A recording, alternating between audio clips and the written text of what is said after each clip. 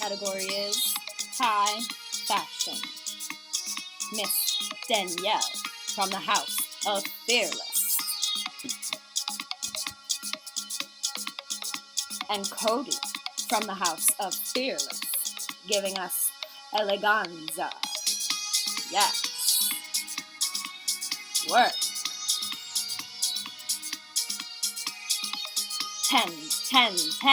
10s across the board. Hey! Hey! Feels so much better. Oh my gosh. Yeah, me too. Finally got out of all my like elegant clothing. Back Yes, into all the my normal jewelry's off. Yes. Oh, feels so much better. Welcome back to our episode of Ship or Snip. Woo! Today we are doing Pose. Yes, pose. It's amazing. I'm very excited. This show is fantastic. Love it so much. We're going to be focusing today on Damon and Ricky. So before we do that, we wanted to go through our normal spiel where we talk about our 10 healthy signs of a healthy relationship and 10 unhealthy signs in a relationship. So Danielle, I'm wondering, can you explain to me what comfortable pace might look like in a relationship? Yeah, so comfortable pace is really all about your own comfort level. So when are we going to the next step? Am I comfortable with this thing? Do I need to establish a boundary with this person? Everyone's comfortable pace really depends on themselves. But what's really most important about that is having a conversation about what our pace has to look like and where our comfort level is. Absolutely. So we also talk about our 10 signs of an unhealthy relationship. And I'm wondering if you can tell us a little bit about what intensity might feel like. Sure. Intensity is, I think that's like kind of like a gut feeling that someone might have in a relationship. It's where one person is coming off like really strong. We use that language. Someone like comes off really strong. They like are really intense, really quick. So they might say things like, I love you really quick. They might,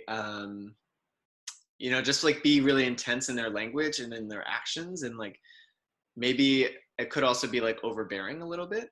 We're going to talk about both of these throughout our episode. So cool. Again, this is a spoiler alert. If you have not seen Pose, we strongly suggest you do. We will only be focusing on season 1. Season 2 is live on Netflix. This episode specifically is just focused on season 1, excuse me. So again, spoiler alert. Before we dive into the relationship though, we think it's really important for us to give you some context and kind of like jog your memory a little bit because Pose it's huge. There's like a lot of stuff happening. And we really want to be specific and intentional in the things that we're talking about in this episode. So for those of you who might not remember or might need who've never seen the show maybe and are still watching, Pose is set in New York City in 1987. It's at like the beginning to the peak of the HIV and AIDS epidemic in the country and kind of follows a group of LGBTQ people in the city. The show kind of revolves around ball culture. And if you're not familiar with ball culture, we strongly recommend that you look into that. We're not going to be like focusing a lot on that today, but basically ball culture is really tied into the house structures that LGBTQ people have found. And a house is basically just a chosen family structure that someone chooses, and it's specifically LGBTQ youth who might be experiencing homelessness.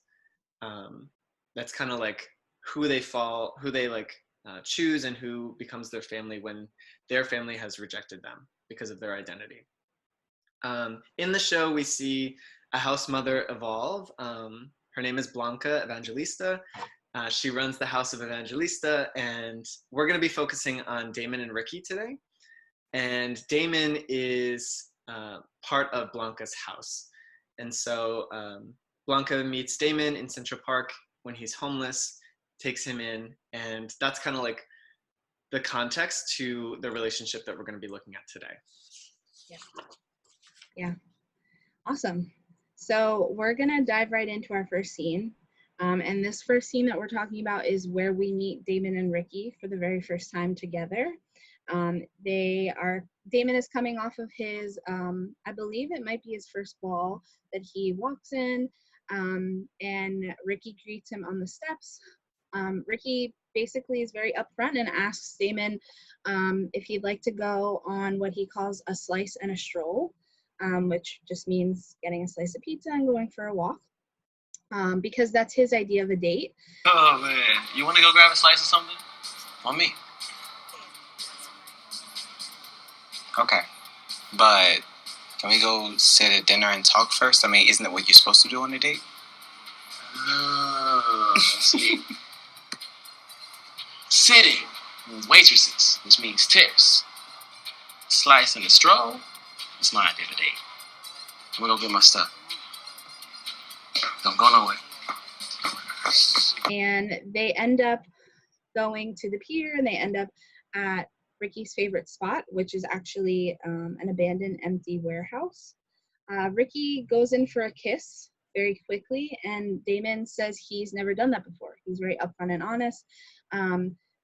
They end up kissing, and Ricky starts to touch Damon. Damon says he's not ready for that, and Ricky responds by saying that he's in love with him, and says that he wants to snatch Damon up before someone else does. And Damon kind of backs up a little bit and says, you don't have to worry about that. Ricky very quickly backs off, and they end up walking hand in hand out of the abandoned warehouse, talking about their next date. I wanted to be alone with you ever since I first saw you. Me too.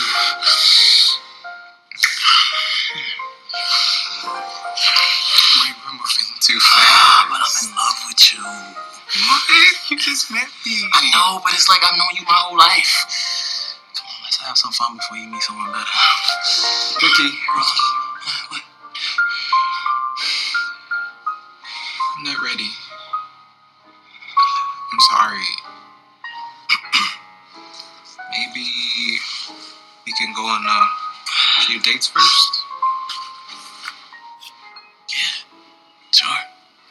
And that is their first date. That's their first date. That's a lot. My goodness. Yeah. Yeah. So I'm wondering, Danielle, can you tell us about like what is happening? What is the communication like in that first date?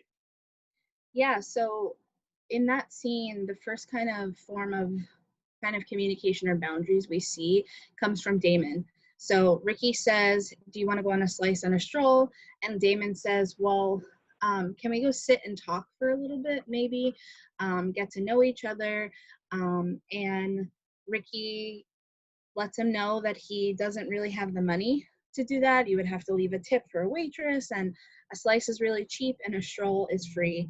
And then when we fast forward to the warehouse scene, Damon is really trying to establish that he's not comfortable with some of the things that are happening between the two of them, and also does acknowledge that when Ricky says, I'm in love with you, Damon says, we just met. Like, no, what? We just met. There's a lot of establishing that coming from Damon, and Ricky is kind of just maybe brushing it off a little bit. But Damon is trying really hard to be open and very honest about where he's feeling in those moments. Yeah. This is also Damon's first relationship. Damon has, in the show, Damon has just been kicked out of his home for being gay, and comes to New York City, joins the House of Evangelista, and like dives right into this like first date. And he's like never experienced anything like this before. And so, you know, like there's that when Ricky says, I'm in love with you, how might Damon interpret that? Like Damon has never had any romantic feelings for anyone before that we know of. And that like Ricky's words can almost be like manipulative almost, because him by saying like, I'm in love with you and then like saying, I don't want someone else to snatch you up. It's like putting pressure and kind of guilting Damon a little bit to like, oh, maybe I like need to give in. Mhm. Damon is really strong, and Damon really stands his ground and says, I'm not comfortable, I'm not ready. And Mhm. that's like a really clear communication of a boundary. And that's so healthy in relationships. Boundaries are so good. We love to see them. Yes. Yes, absolutely. So from our first date, Damon agrees to go on another date with Ricky and stands Ricky up, actually, because he wants to go to the opera. He gets tickets for the opera, goes to the opera. We see a clip of Ricky in the pizza shop. And so a couple days later, Ricky's on the pier with Midnight, and Damon is walking with Lil Poppy, who's another character.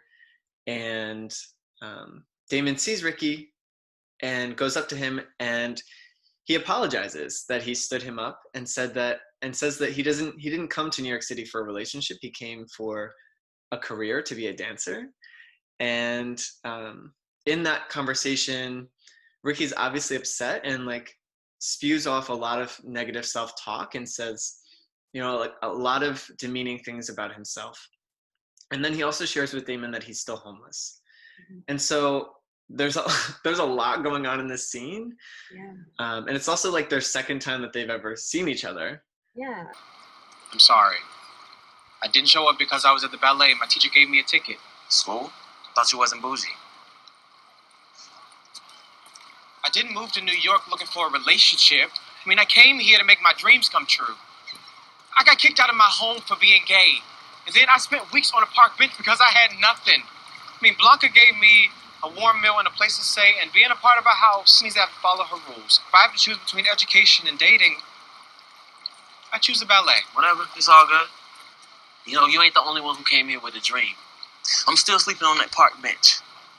You could join a house. Don't nobody want me to join their house. You can't sleep on the streets. That's what I do every night. You were smart for not showing up. Just a fuck up. It's not true. Yeah, it is. So I'm wondering like what you're thinking about this scene, Danielle.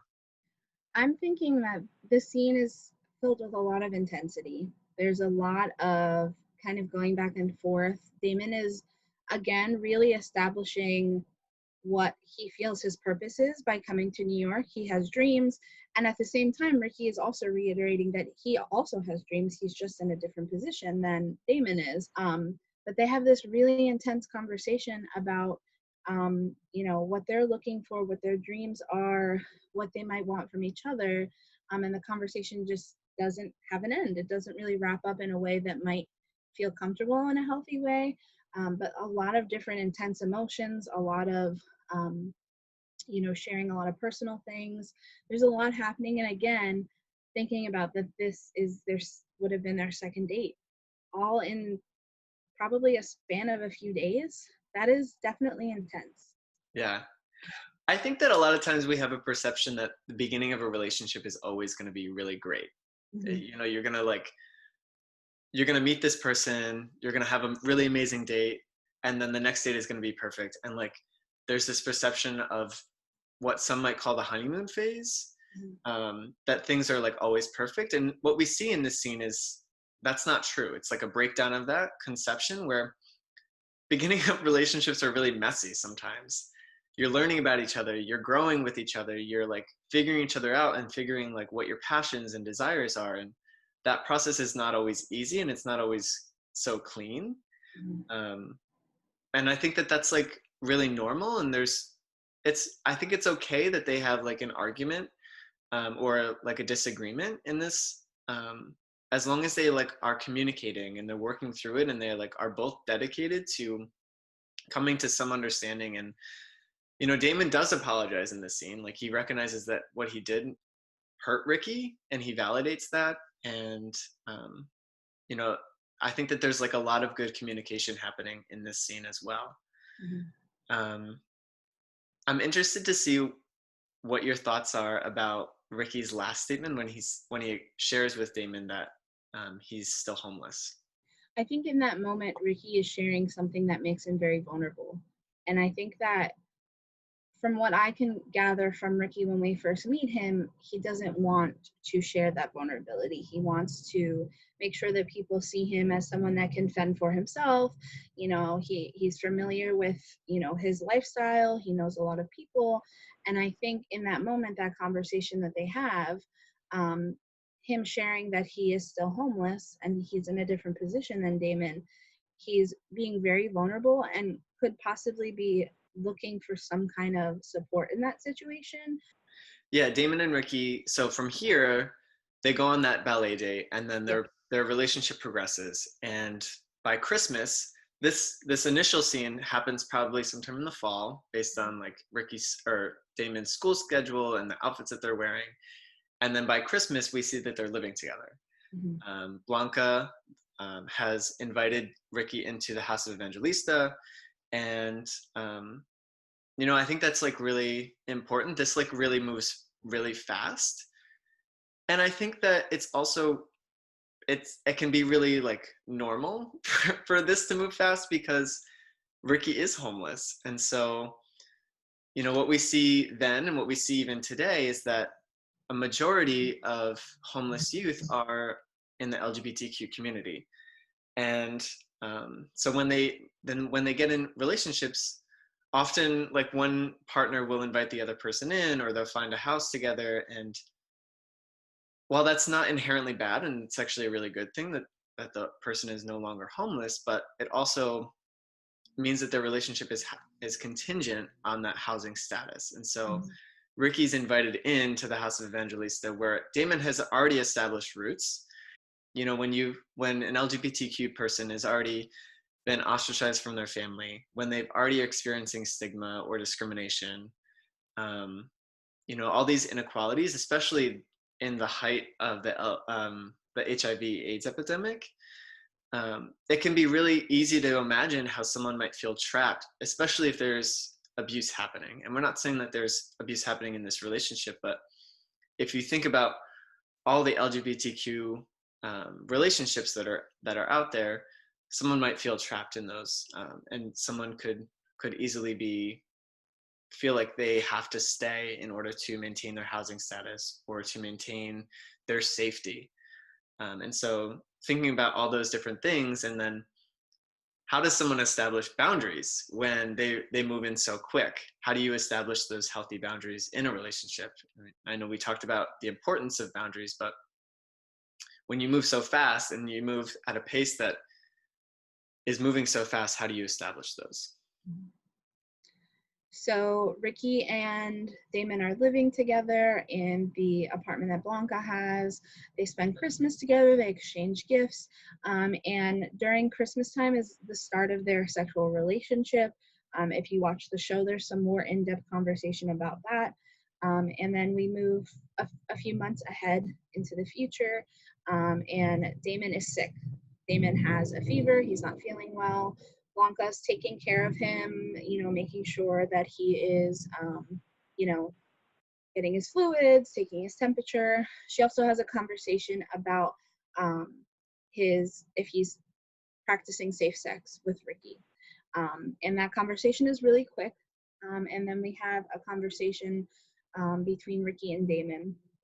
Ricky comes to their room to make sure he's doing okay. Damon kind of starts to get ready to go to rehearsal. He's feeling some pressure. He feels bad that he's missed rehearsal. And this prompts a conversation between the two of them where Damon very blatantly asks Ricky if he is negative. And Ricky proceeds to say, you don't have HIV. Don't worry, you don't have HIV. And we see two people feeling maybe two different things. Damon is feeling like maybe feeling a lot of pressure, and Ricky's like, you don't have HIV, don't worry.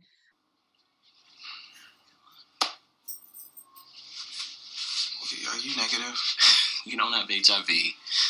And get some sleep. Can you answer the question? I'm not sure. I don't think so. What does that even mean? It means I've never been tested.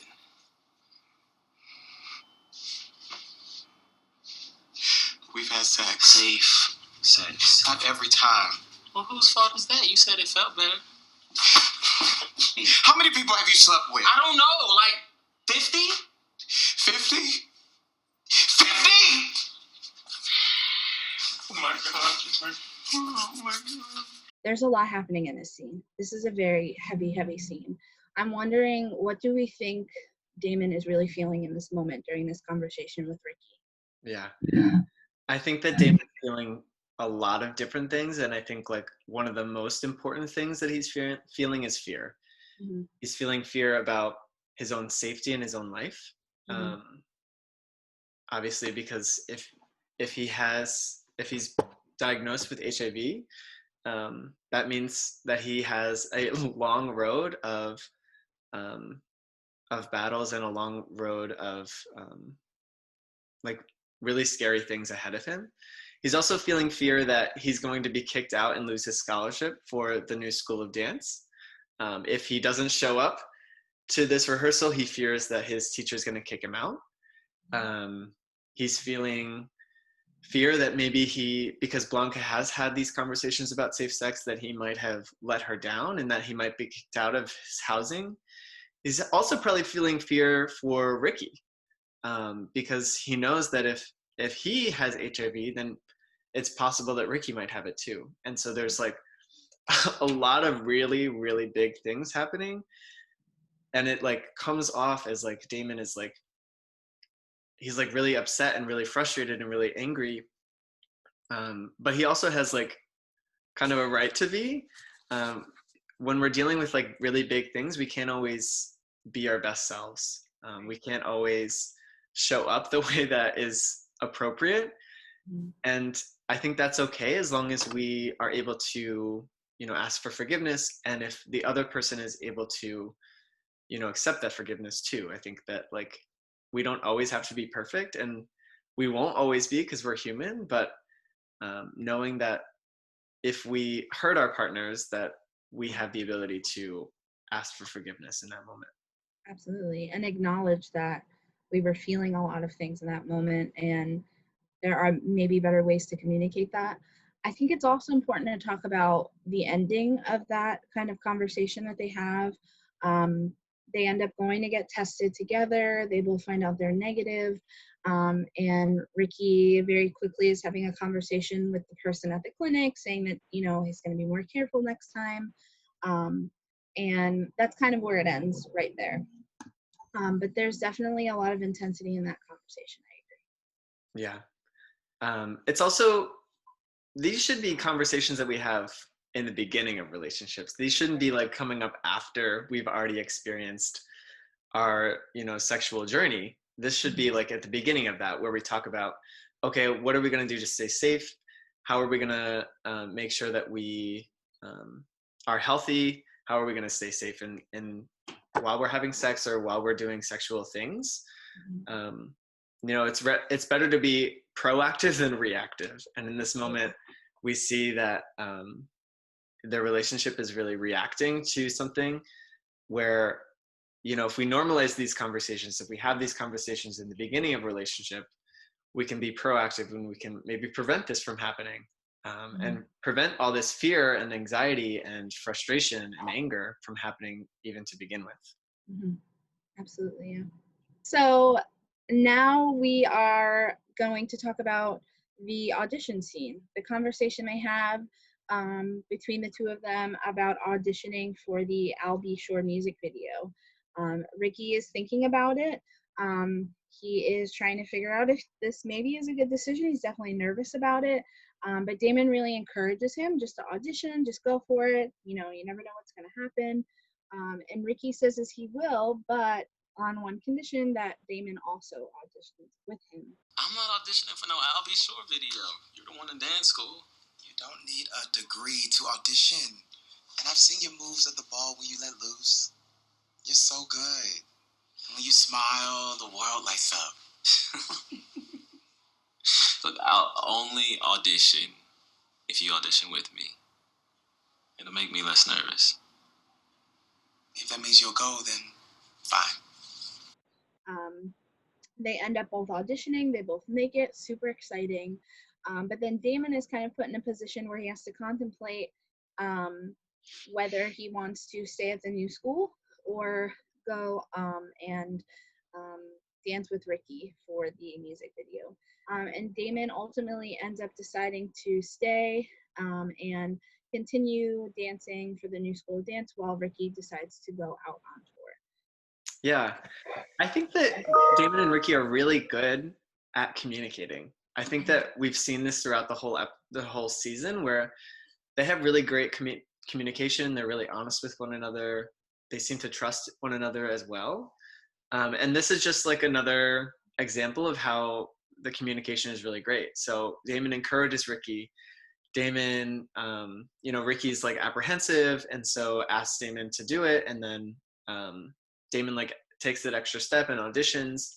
And then while we don't like necessarily see that conversation between the two of them where they discuss like what they're gonna do, Damon goes to Blanca and says like, we had this discussion, we talked it through, we thought about our options, we thought about what was good for us, and we really think that our relationship is strong enough to withstand a couple months apart.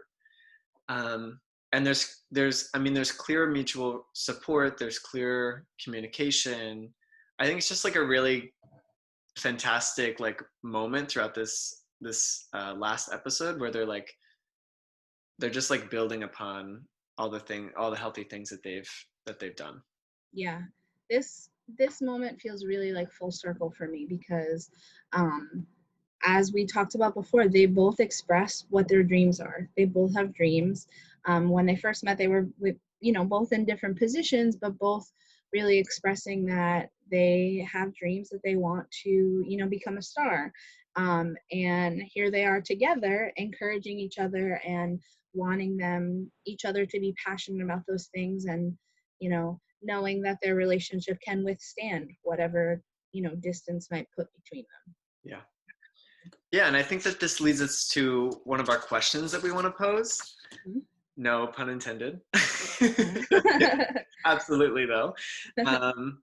So we want to ask you what role do you think distance plays in relationships? People always talk about like long distance relationships, and they're talking about their relationship is strong enough to withstand a couple months apart, but what does that distance mean? How does someone come to the conclusion that their relationship is strong enough? Mm-hmm. Especially because we saw such like a very fast timeline in the beginning where Damon and Ricky are moved in together within a matter of like months, like a short amount of months. And so they've been together, so close together throughout most of their relationship. So how do they come to the conclusion that their relationship is strong enough to withstand 3, 4, 5 months apart, where they might not even get the chance to really talk or see each other? So this leads us to our big moment. Woo! All right. So we want to ask you, what do you think about this relationship? We're not going to give you an answer this time. No. We're not going to say if this is a ship or if this is a snip relationship. Truthfully, we don't feel like we have enough context, and we also haven't seen season 2. We haven't discussed that. And so we don't want to make that determination. We don't want to, say this is like completely healthy, this is completely unhealthy or abusive. We want you to decide and use some of your critical thinking skills. So cool. I think that wraps it up for today. Tune in 2 weeks for our next episode. And also don't forget to subscribe and come back and have a wonderful day. Yeah. Yes, we hope you enjoyed this episode. We had a lot of fun. We did.